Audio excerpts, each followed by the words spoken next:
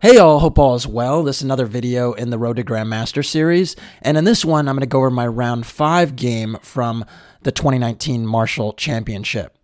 Now, if you follow the round 4 video, you know that I lost a tough game against Grandmaster Mark Paragua, and I was really just looking forward to bouncing back here with white.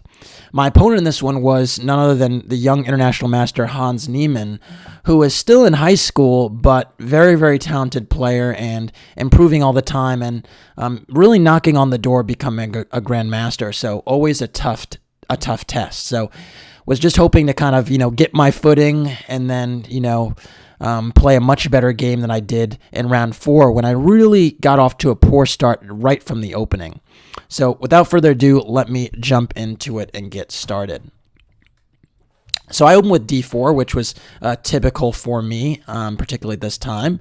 And after d4, Hans went knight f6, which is not a huge surprise. I actually noticed that he was playing all types of openings, whether it was Nimzo or Grunfeld. I wasn't really sure what he was going to go for.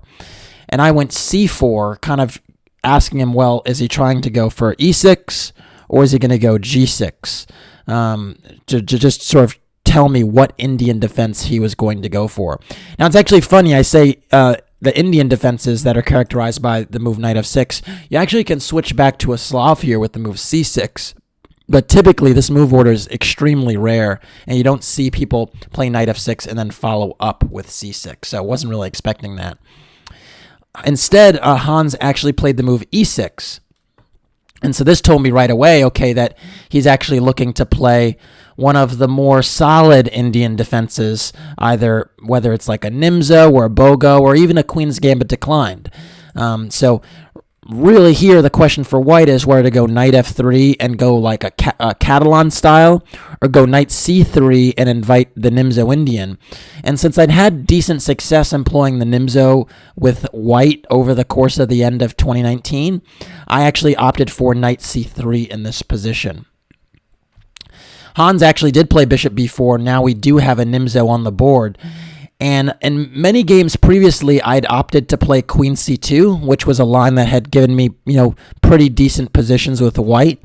But I thought that my opponent might have been sitting on that variation, especially since my most recent game with it, he'd actually had been in the same tournament because we both played. Before this tournament, we both had played the Max Delugi Norm Invitational, and in that event, I lost a game with white in the Queen C2 Nimzo against Grandmaster Leonid Udasin, but I had a good position. I thought Hans might have had some improvements based upon that game because I'd played Queen C2 quite a bit. So instead of going Queen C2 in this one, I decided to play G3 and try to surprise him because I thought that, he might have been sitting on an improvement. And after g3, much to my dismay, he still played relatively quickly and then opted for d5.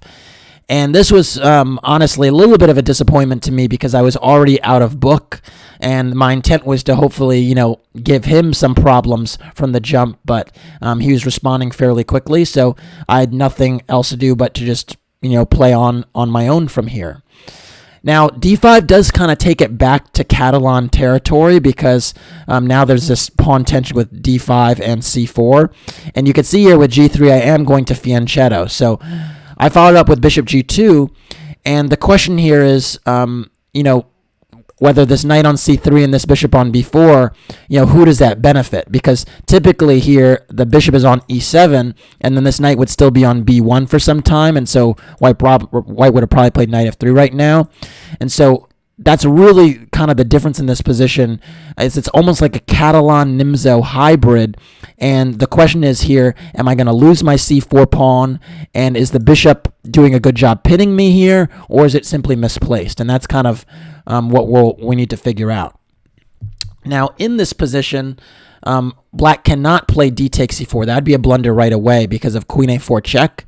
And note that the only way you can protect the bishop would be to play knight c6, but of course I could just capture here and then pick up the bishop next move. So you can't play d takes c4, but you can castle, and this is what Hans played and is very, very accurate because, there's no need to, go pawn grubbing now, but to just take advantage of the lead in development and then try to open the center. So after castling, I actually played the move a3, and the reason I actually wanted to go for this move is because if I play the move knight f3, then this actually becomes a true sacrifice, because black can now play d takes c4 without worrying about any queen a4 check issues. I still could play queen a4 and challenge the bishop, but I believe black has some resources there, whether it might be playing knight c6, just defending the bishop like that. And it's quite clear that the c4 pawn, at least for now, may not be won. So that's kind of the thing I got to wrestle with, at least. And I figured that, you know what, I just want to make sure that I actually have the two bishops, because at least with the two bishops, it's a dynamic advantage that I understand. So I thought that even at the cost of a lack of time, I would, opt for this. And so after a3, I actually do get that, because black is pretty much obliged to capture on c3. If the bishop goes back to e7, which is, also fully playable, white is probably doing quite okay here after knight f3. The difference is now that if white is afraid of losing the pawn with d takes c4, it's not a huge issue, because there's knight e5, which just recovers the pawn right away because of the pressure on the diagonal. And so there's no way to reinforce the c4 pawn, and white should have a slight edge in my estimation here. So instead, black says, you know what, I'm going to give up this bishop pair, but after b takes c3, white is still a little bit behind in development and is trying to take advantage of that. So after b takes c3, black played the very, very good move c5. And this move, to be honest, was a pretty decent surprise for me, because I kind of considered lines where d takes c4 is an option, and I figured that there was ways that I could get some compensation based upon the long diagonal, and based upon some lines even trying to secure the c4 pawn with queen a4. So I didn't think this was going to trouble me too much, and I had some ideas about how to proceed here.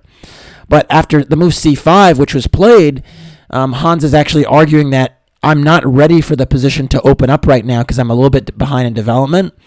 And these pawn tensions are going to be a little bit uncomfortable for me as long as I am behind in development. So very, very nice dynamic play by Hans.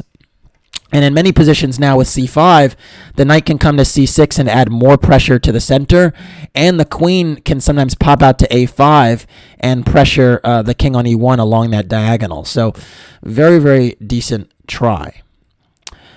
I opted for c takes d5 here. I'm not saying that is the strongest move by any stretch, but I thought it was the most principled one, at least. At least not giving up the c4 pawn, not allowing him to capture there, and really trying to fix the structure in the center so that my bishops could actually play a little bit later. Black now went e takes d5, which is absolutely the right decision. Now that I've taken on d5 and liberated the light squared bishop, that makes sense to give it that diagonal, and now all of a sudden f5 and g4 are quite enticing squares for it. The other thing about playing e takes d5 is that the rook now has a half-open e file to work with, and so with that last move, black really does get the chance to activate their pieces.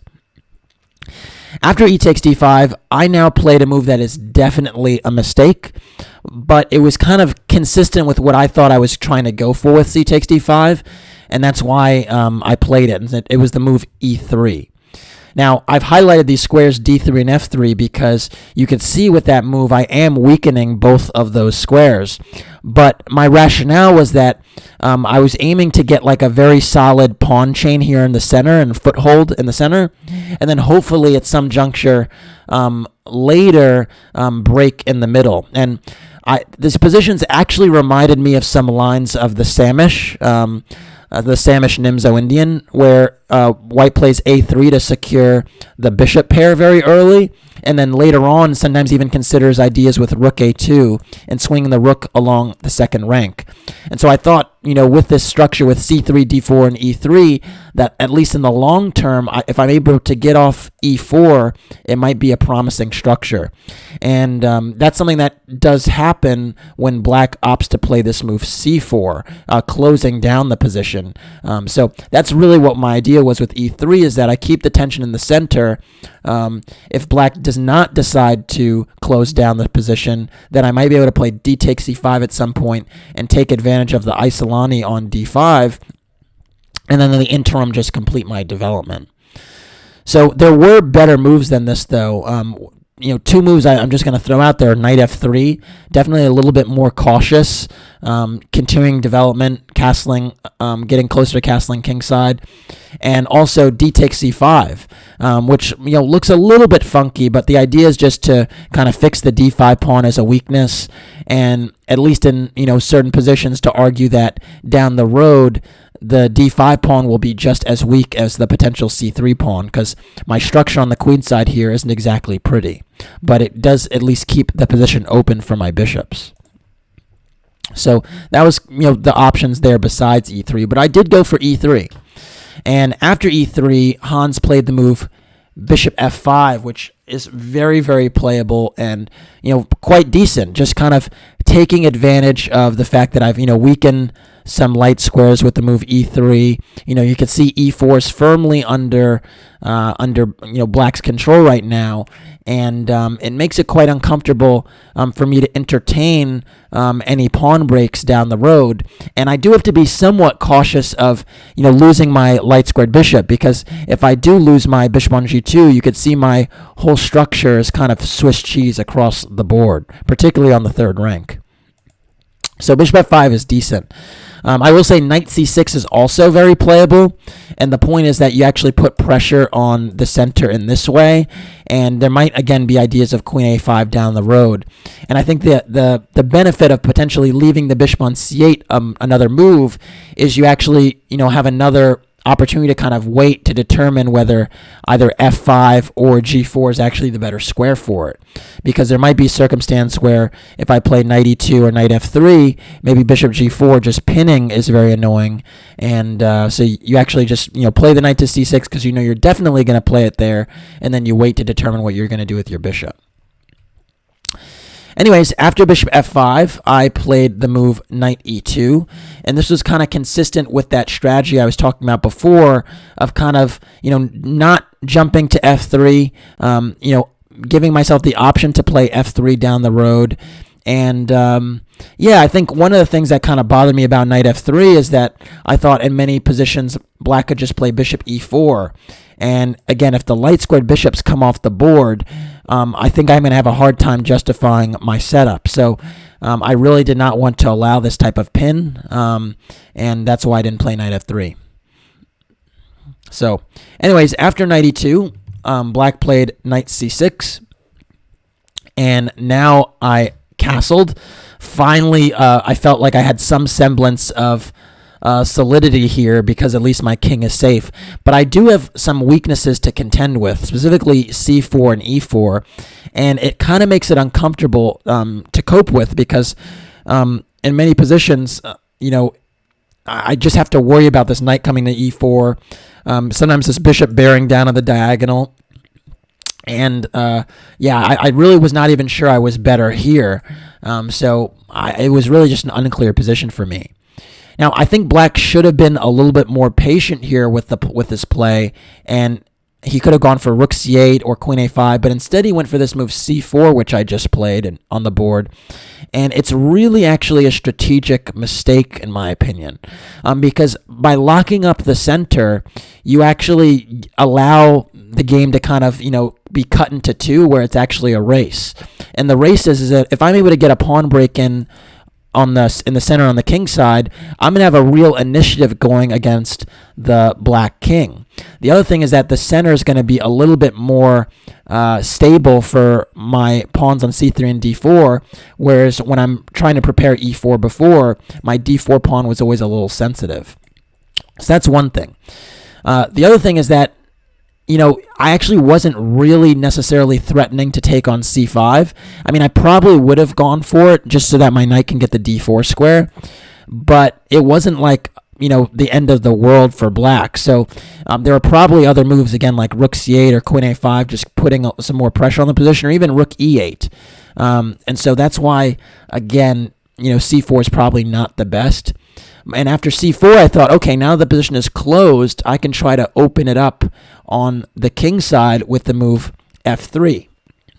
And now you could see here that I'm already maybe preparing g4, getting that type of expansion that is quite attractive in this Samish-esque pawn structure, this Nimzo-Samish type of pawn structure.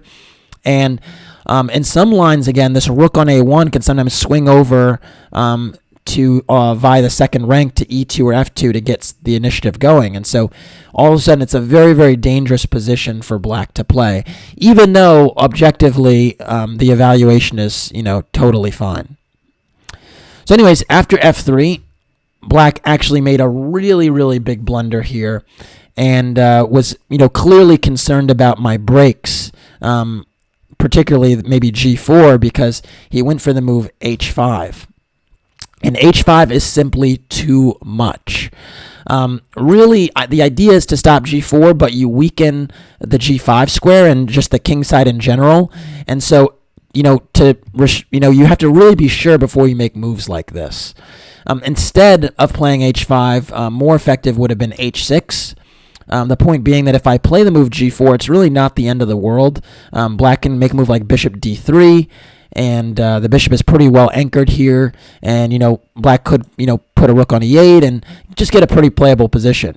Now I will say that the position still is quite dynamic because with the move like h6 you do create a hook for me to blast through with g5 eventually, and I still can go rook e1, rook e8, and maybe even potentially go knight f4 and challenge his bishop on d3.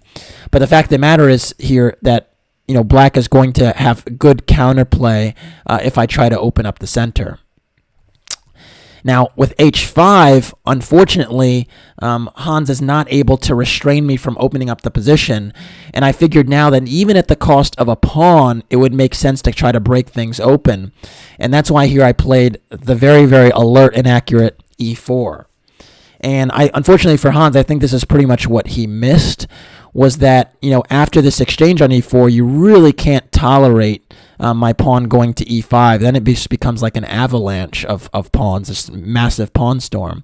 But after d takes e4, f takes e4, I think here he kind of realized, what he'd done, because essentially you can't play knight takes e4 because of rook takes f5. And after bishop takes e4, which Hans played, I now played bishop g5. And all of a sudden, my pieces are coming alive on the king side, and this h5 pawn sticks out like a sore thumb because there's no real effective way to nullify this pin in any way. So after bishop g5, I'm just threatening to take on f6 and kind of wreck black's pawn structure, and that's a big problem. So Hans now played the move bishop d3, trying to kind of slow me down a little bit, and in terms of my attempt to kind of migrate all my pieces to the king side. Slightly more accurate would have been bishop takes g2. And the point is, I can't take on g2 with the king right away because there's queen d5 check picking up my bishop. So I would take on f6. And after g takes f6, now king takes g2. The position is still, basically winning for white, but it's a slightly better try.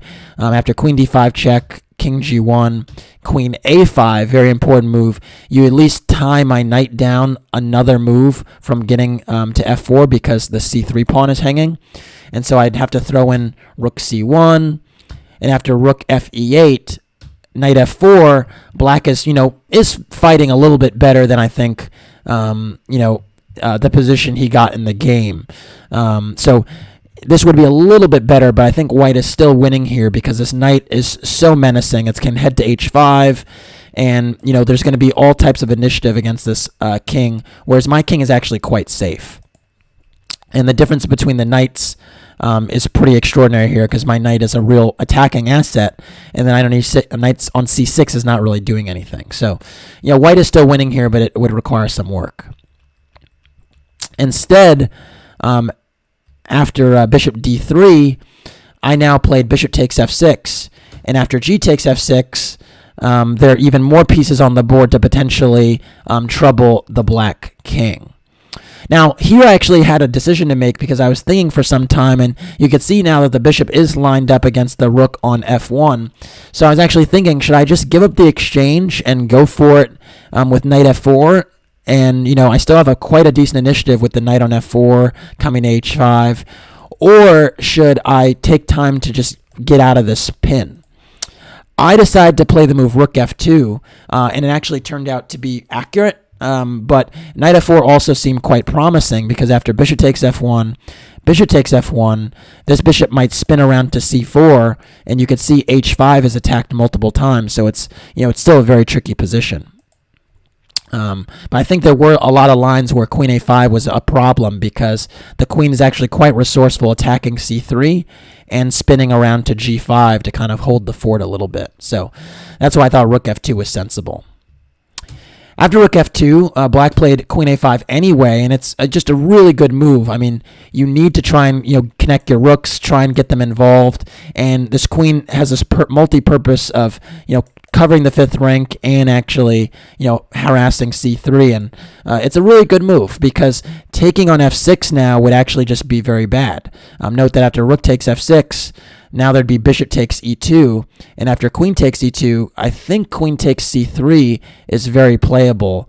Basically, the issue being that some of these pawns are hanging, and it's just the position is just a little bit too loose right now because there's queen takes d4 check. Both my rooks are kind of loose, and I think after rook d1, knight takes d4 might still work because if I play queen takes h5, trying to go in for the kill with queen g5 now, there's this knight e2 check discovery taking advantage of the rook unprotected on f6. So queen a5 made a lot of sense. After queen a5, I played the move queen d2, and this was kind of what I thought the most effective way to cover the c3 pawn would be, and now I thought swing my rook into action potentially. It turns out queen d2 is not the best move. Instead, rook c1 was much stronger, and the reason for that in many lines is because I don't lose a tempo with this queen swinging over to g5. So the point is now if queen g5 is played, I could play knight f4, and I'm attacking the d3 bishop and the pawn h5 still because my queen is still on d1.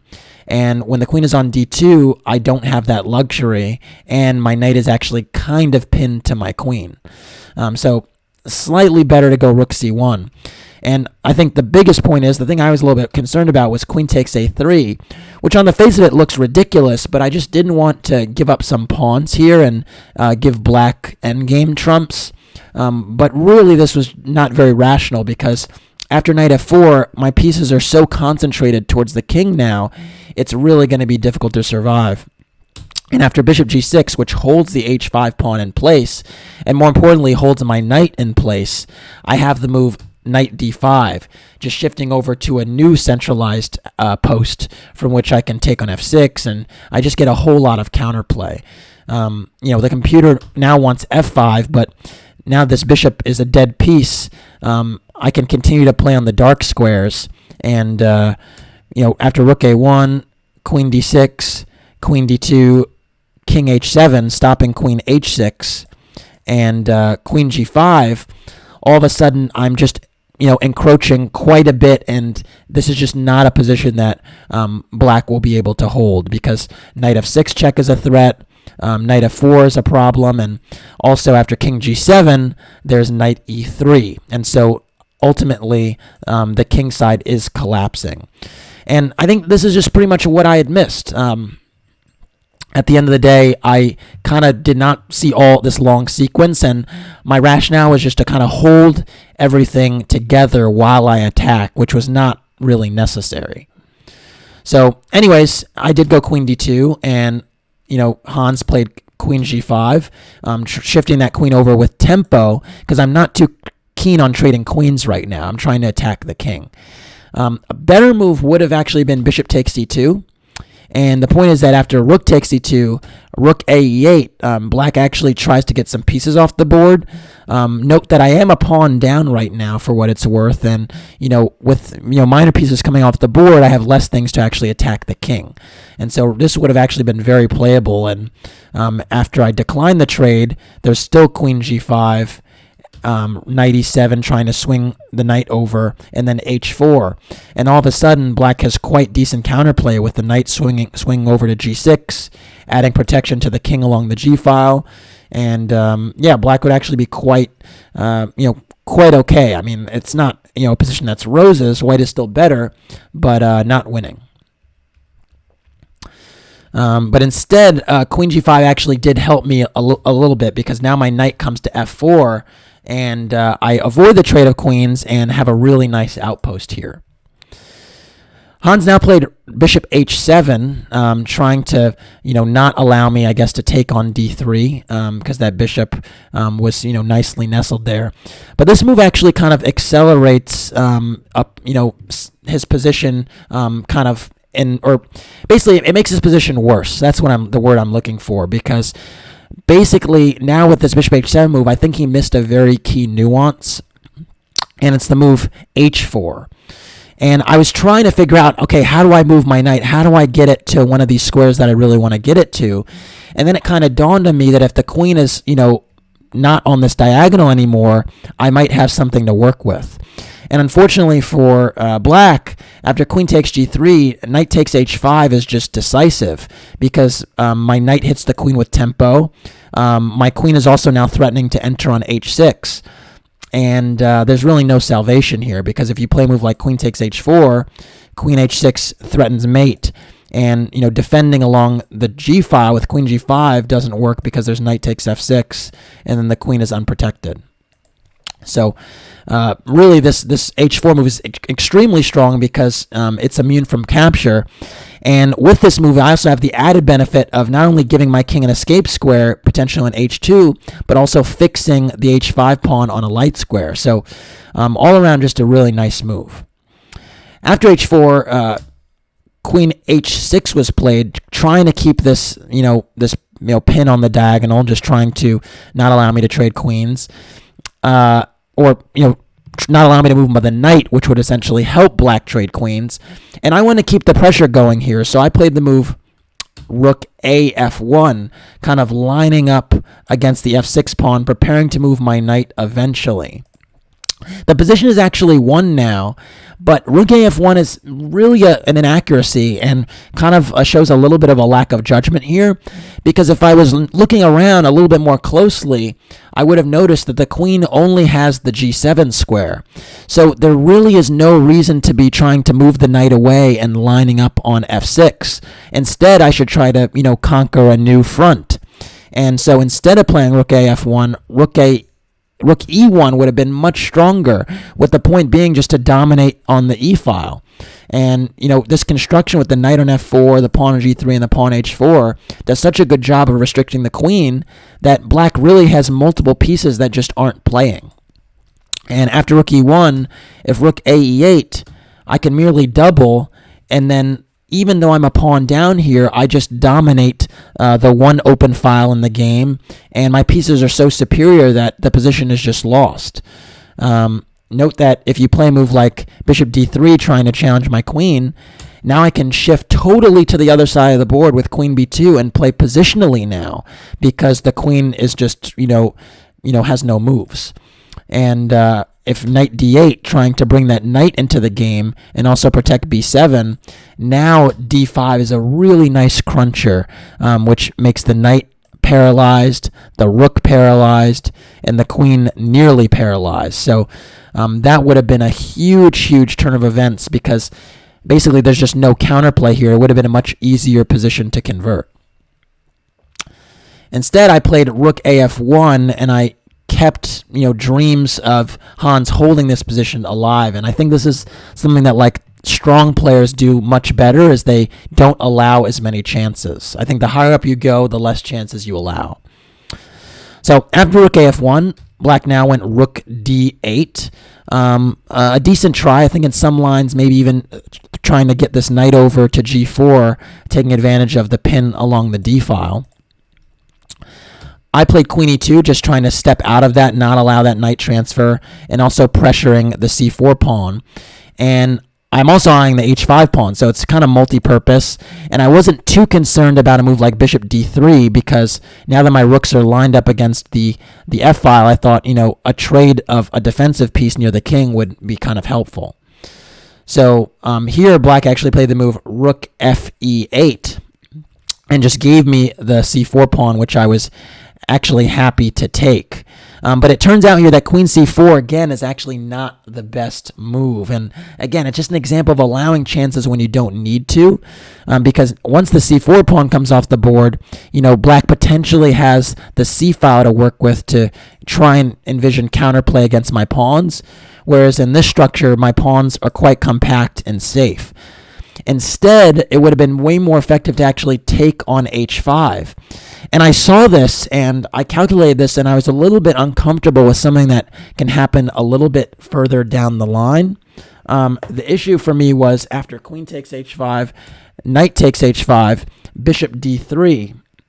And the thing that I was kind of thinking about was if knight takes f6 check, king f8, knight takes c8, bishop takes f1, bishop takes f1, and rook takes e8. I was somehow, you might say, wow, this is crazy. You're a pawn up, you have the bishop, the c4 pawn is weak. But for some reason from afar, I was worried about rook e3. It's actually my move, but for some reason I was worried about rook e3, and I was concerned that there was some pressure against c3 and g3. But, looking at it now, it just seems like total nonsense because after bishop takes c4, rook e3, I'm 2 pawns up in this position, and I'm really going to have 2 connected passers after rook takes f7. I can go king g2 first just to cover the g3 pawn. And after rook takes e3, rook f7 is sufficient. After king e8, bishop d5, I'm totally fine and have no problems in this position.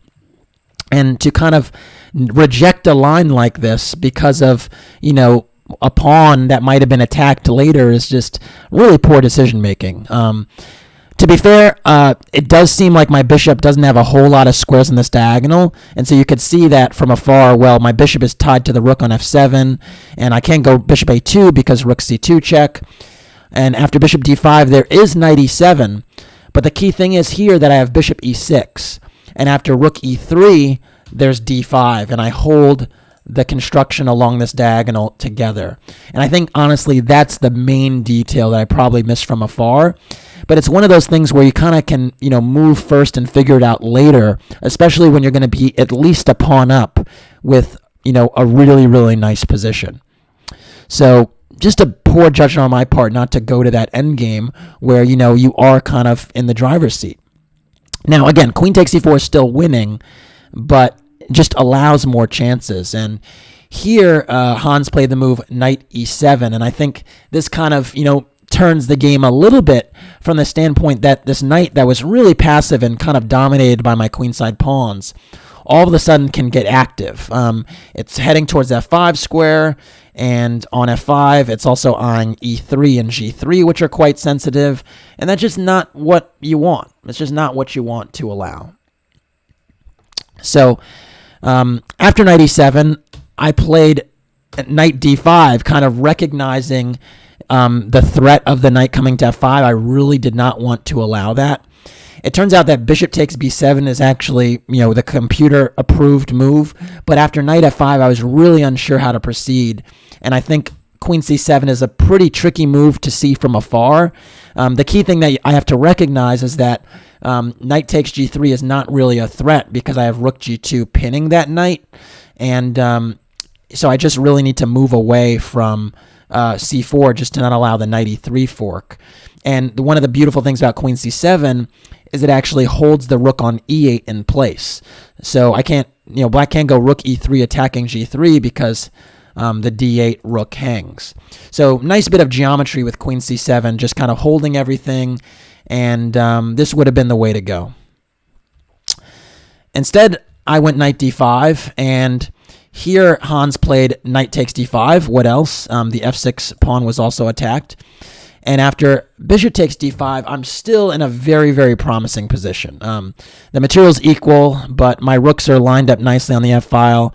I'm threatening f7. I'm threatening b7. What's not to like? So still very nice for white. Black now went queen g7, though, theoretically kind of attacking g3 and defending f7 at the same time. And I played bishop takes b7 because here, remarkably, I did recognize that queen takes g3 was not possible because of rook g2. So I did recognize the pin in this moment. And I thought, okay, now I'm a pawn up. I'm also covering the c8 square at the moment. So that's kind of nice because rook c8 is not counterplay right now. And yeah, I'm still also threatening f6. So, not so bad. Black now played rook b8, again, trying to get this rook active, recognizing the importance of this bishop covering the c8 square, not allowing it to get some counterplay against my queen.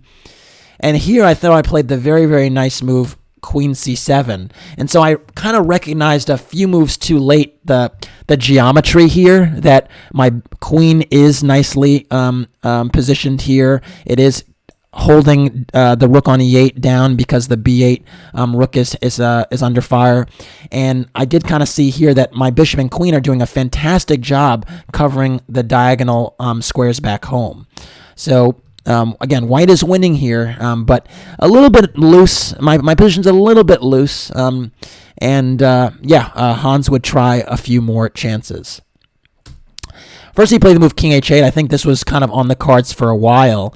The king was not very well placed on g8, and this queen on g7 is so passive that getting active counterplay on the g-file makes sense. I now played king h2. The reason I did that is because rook takes f6 looked really risky. In lieu of I thought even rook takes b7 would be a decent move here. The point being that after queen takes b7, you don't start with queen takes g3, which would allow my queen to block. You play the move bishop e4. And the point is you cut my queen off from the king side, and now queen takes g3 is actually a mate threat. So, yeah, I did recognize that's, kind of a dangerous one, and I wasn't so sure what the consequences of that were. Now that I look at it, it does seem like queen c7 would just hold the g3 pawn in place. So maybe I could have even gone rook takes f6. Who knows? I'll leave that for you to analyze. But maybe there's queen takes g3 check as well. And after queen g2, queen takes c3. And there are threats of rook g8 now, under fire against the queen on g2. It's tough to judge. It really is. But I just didn't want to allow this type of counterplay. So instead, I played the move king h2, just covering the g3 pawn and renewing the threat of rook takes f6. After king h2, bishop d3 was played, attacking my rook on f1 and really preventing me from, seizing on f6. So good move by Hans. And I now went rook e1, which I thought was a really, really nice finesse, because if I play rook g1, I am defending, but I'm kind of passive here, and I kind of recognized I do want to trade some pieces and nullify the counterplay. And with rook e1, the benefit is that this rook on b8 is hanging. So if rook takes e1, queen takes b8 check, it's just a trade that would favor me. So I felt pretty good about rook e1. After rook e1, Hans played the move f5, and this is actually a very interesting move because it now offers the e4 square as a potential anchor for the light squared bishop. And I didn't really like that because it also cut off some of my initiative on the f-file, particularly against the pawn that was once an f6. So I thought f5 was a decent try. And because bishop e4 is not something I thought I should allow, I played the move rook e7, which is actually an excellent move because now I'm also threatening the f7 pawn, and I'm getting my rook active on the e-file before he's able to sort of cut it off with bishop e4. So here white is firmly winning again, back in the driver's seat, kind of nullified a lot of the counterplay. There are no effective checks for black. But unfortunately here, I took a step in the wrong direction, and Hans now played the move rook takes e7 because what else? Rook takes f7 was a serious threat, and you don't want to go passive with rook f8. But after rook takes e7, I took a step in the wrong direction. So I'm going to, pause the video. I'm going to ask you to pause the video right now and try to figure out which way is better, which rook is better to capture, the rook on e7 or the rook on b8.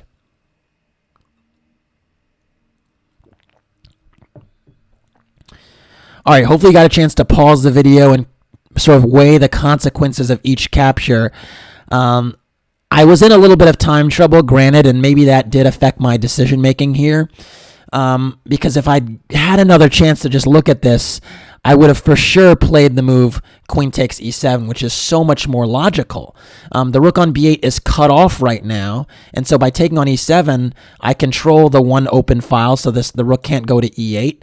And even the queen on g7 doesn't really have many ways to really mobilize, and I just keep everything under control. Another thing is that if you go like rook g8 trying to pressure g3, I can, there are a myriad of ways I can kind of defend this, whether I can go queen e3, not queen e4, excuse me, let me back up there.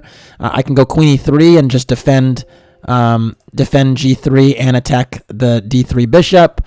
I can even try to go queen g5 and force the trade of queens for a cost of a pawn, because I think in this position, with the rook being so misplaced, this is probably an easy win as well. And there's just so many ways to hold with the queen on e7. Instead, I saw a check, almost like the saying, Patzer sees check, Patzer makes check. And I played queen takes b8 check, thinking, I'm going to get an extra tempo now to move my queen after king h7. But what you notice after king h7 is that, first of all, this rook is really active on the e-file. So all of a sudden, it has the opportunity to kind of get to e3 or e1 or sometimes even e2 and, create some serious threats. The other thing is that on the e-file, it also gives the opportunity for black to kind of anchor their bishop with bishop e4. The last thing that you notice, and this is probably one of the worst things about this move, is that my bishop on b7 is actually hanging in this version if I move my queen away. And so I can't run to f4 because I just lose my bishop. And so all of a sudden, a position that was clearly won for me is now not that. And that's just not the way you want to convert. So I really had major issues here just trying to convert. And now, under the fire, the time trouble, Hans crept back into the game, really effectively. I now went bishop f3, at least trying to get my bishop back to security. I thought this was the smartest square to put it on because I cover e2. I block the third rank so that rook e3 is not as strong, and I thought I'm eyeing the h5 pawn. It turns out, actually, that bishop g2 is actually stronger, and I think the reason for that is because my rook on the f-file can actually eye f5 in some lines, and it's just much better there where also the second rank is covered. So, it turns out that after bishop g2, so like rook e3 now, queen f4, and I kind of nullify the pressure on the third rank, and just a much better way to play. Instead, after bishop f3, Hans now went queen h6 trying to activate, and it's kind of dangerous. I mean, it's all of a sudden a little bit unclear. And in this position, I just panicked. It was clear to me that I hadn't converted this as cleanly as I would have liked. I thought queen e3 now was coming and was kind of a menacing threat. And I really just overreacted, and I needed to remain calm, but it's sometimes hard to do that in time trouble. And I played the move queen f4, which basically in one fell swoop throws away any real winning chances I would have left. Instead, king g2 was more effective, making sure everything is protected, protecting f2, protecting f3. And now, if queen e3, I can go d5, and actually from b8, my queen is still doing a decent long-distance job protecting g3, and I can try to shuttle this pawn up the board. Although the lines are kind of tricky. I mean, after queen e1, the computer's recommending queen f4, and now after queen takes e3, king h2, which is quite paradoxical. I just moved my king to g2, and now I'm moving it back to h2, in part because now I can attack h5 and not worry about losing my d5 pawn to bishop e4 check. But the point is, those king g2 and then playing king h2 a few moves later is kind of unique, and so not too surprising that I didn't miss this sequence. But yeah, the problem is that after queen f4, which I played, I kind of just overlooked the fact that after queen takes f4, g takes f4, and rook c7, that my pawn on c3 is just hanging. And amazingly, I'm going to lose the c3 pawn. a3 is also going to be a target. And, surprisingly, by playing g takes f4, I also kind of have weak pawns on the king side as well. Even though they're on dark squares, they kind of lock my king out in a way that was not the same type of deal with the pawn on g3. Then in some lines, my king could kind of creep up via the f-file. Now in all these endgames, my king is kind of boxed out of the action, and that really hurts my winning chances. And so this position is already, holdable for black, amazingly, when he's been on the back foot for the past nearly 20 moves. So I was pretty disgusted with myself here, and I mean, we hadn't even made time control yet, so I'm still need to make moves under fire. I think there was an extra 10 or 15 minutes after move 40. It was a very unique time control where it was, game 90 for the first 40 moves, and then just an extra 15 minutes after move 40 for the rest of the game. So very unique, but you got to just roll with it. And I just need to get to that time control. So after rook c7, I played bishop takes h5. I thought, at least trying to grab the h5 pawn made sense. And after rook takes c3, I played bishop takes f7. And so you might say, oh, aren't you just 2 pawns up? Isn't this fine for you? Well, the issue is that all my pawns are kind of weak, and really, if I lose the d pawn, it's going to be very hard to envision any winning chances because the bishop on e4 is going to have such a fabulous outpost, and again, my king is kind of boxed out, so it's very hard to get active. The other thing is that a lot of rook endgames, f and h pawns are drawn. So if I have f and h versus f, it's normally a draw. Or even if I have f and h versus no opponent's pawns in the rook endgame, it's a draw. So very, very difficult with the quality of pawns that I have. After bishop takes f7, king g7 was played. And this is a really good move because it basically forces my bishop to make a decision and choose a diagonal to work with. Note that if rook takes a3, I can at least entertain a move like d5, and maybe this pawn gets going somehow. But that's not really the case with... rook takes a3 is not very good at all, not because of d5, but because of rook f3. And remarkably here, this pin would be decisive because there's no check on a2 because my bishop holds that square.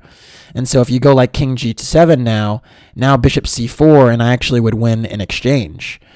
And if you try to go rook c3, instead of going king g7, trying to, stop bishop c4, go rook c2 check, now I can actually, I think, go maybe even king g3 and try to hold the position this way. And again, this pin should be a pretty big problem. I think positions where there's like rook c7, now after rook takes d3, rook takes f7, these rook endgames should probably be winning, I think, in part because my king is going to get active somehow, and my d pawn is going to become a factor. So now I could go like d5, and then king f3, king e3, king d4. And once my king gets active, I'm in good shape. There might also be a winning plan in this position of going rook a3, and then trying to come around like this, and then get the king going like that. So in any case, those were kind of the little tricks, but Hans very alertly went king g7, forcing my bishop off the diagonal. And I decided to go bishop e6, still, trying to, keep this hope going. But now Hans played king f6, which just attacks my bishop and, again, does not allow for this rook f3 pinning trick. Instead of bishop e6, bishop d5 would have been a little bit stronger. But here, bishop e4 is just a stone-cold equalizer, and this is actually a move I saw. The point is that after this exchange, again, my king is cut off on the third rank, and black's king is quite active. And so even though I'm 2 pawns up, it doesn't matter. The other thing you'll notice is that, black's pawn is actually the furthest advanced pawn right now. And so I have to really worry about that. And after rook e2, king f6, rook takes e4, I'm temporarily 3 pawns up. But after rook takes a3, it just doesn't matter. The quality of the pawns here makes all the difference. And after d5, rook d3, getting behind the pawn is perfect technique. Rook e5, and then a5, this position will just fizzle out to a draw. Note that after rook takes a4, king f5 very nearly gets to these positions I was talking about where there's f and h and pawns, and it's just a complete draw. Unfortunately, here, I'm just going to lose one of the pawns because if I go for king g3, there's rook d3 check. So I don't even get to hold both pawns, and I can make no progress here. After a move like king h2 or king g2, there's just king g4, and I'm going to lose something here. So it's just a draw. So instead, I went bishop e6, kind of thinking that it might be a decent last gasp attempt. And after king f6, now I went bishop g8. And this was kind of like my dream scenario, I thought, was to go h5, h6, h7, and, tie the black king down kind of passively, while I also have the d5 pawn protected by going, or the d pawn protected by going d5. But unfortunately here, I kind of underestimated the activity again, because Hans now played bishop e4, and all of a sudden, he's actually manufacturing threats of his own because of the position of my king. So now there are actually ideas of going rook c1 and rook h1, and my king is so boxed in that I actually have to be quite careful. I went h5 just trying to, make moves and get closer to the control. But now Hans played rook c1, and I must say I was truly disgusted with myself, because here I recognized that I can almost even lose, because all of a sudden the threat of rook h1 check, king g3, and then rook g1 would pick off my bishop on g8. And so I was like, you've got to be kidding me. Like, my God, I'm 2 pawns down, and I might even lose this game. And I was just completely disgusted with myself. And so I thought here for a moment and just was like, force a draw, don't allow this BS. And I played the move king h3, and just to be able to meet rook h1 check with rook h2. And after king h3, I actually offered a draw, which Hans fairly quickly accepted. The position is actually just equal now. I mean, after rook h1 check, rook h2 would be played, there are many ways to kind of hassle me here. I think rook g1 is effective, and you could just see, look at the passivity of my pieces. I mean, my king on everything is kind of just shoved to the side, and what a transformation given the position I had 20 moves ago. So very, very disappointing turn to a game that I thought I really, dominated throughout. But that's just sometimes how it goes. So, anyways, after this game, I was still on -1, this was a game I definitely should have won, and Hans was, very thankful afterward that, I didn't win it, I just had to kind of move on because there were still 4 more rounds to go, and 1 more round that day, because we're playing 2 games a day here in the United States. So, anyways, that's it for this one. Thanks for watching. Please like and/or subscribe to the channel. And if you want to support the Road to Grandmaster journey, you could do so by making a donation through the PayPal link in the description below. Thanks again. Take care.